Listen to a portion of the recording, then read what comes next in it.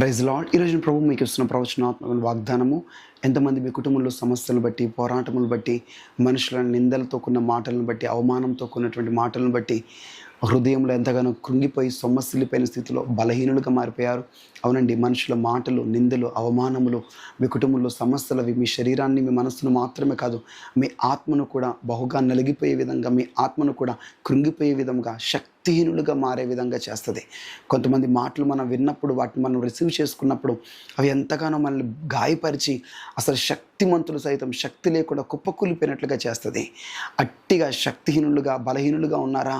ఈరోజున యెషయా గ్రంథము 40వ అధ్యాయం 29వ వచనం ప్రకారం సొమ్మసిల్లిన వారికి బలమిచ్చేవాడు ఆయనే, శక్తిహీనులను బలాభివృద్ధి కలగచేవాడు ఆయనే. ఆమేన్. శక్తి లేకుండా సొమ్మసిల్లిపోయిన స్థితిలో నీకు దేవుడు బలమునిచ్చి లేవనెత్తుతా అంటున్నాడు.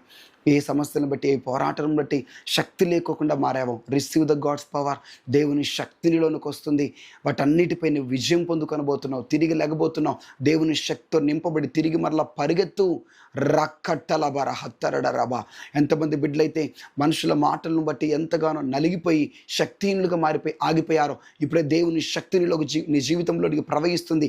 తిరిగి మరలా ప్రభుతో నడవడం, తిరిగి మరలా ప్రభుతో పరిగెత్తడం, నీ పరిచయలో, నీ దర్శనంలో, నీ పనిలో తిరిగి మరలా ప్రభు కొరకు పరిగెత్తడం మొదలుపెట్టు.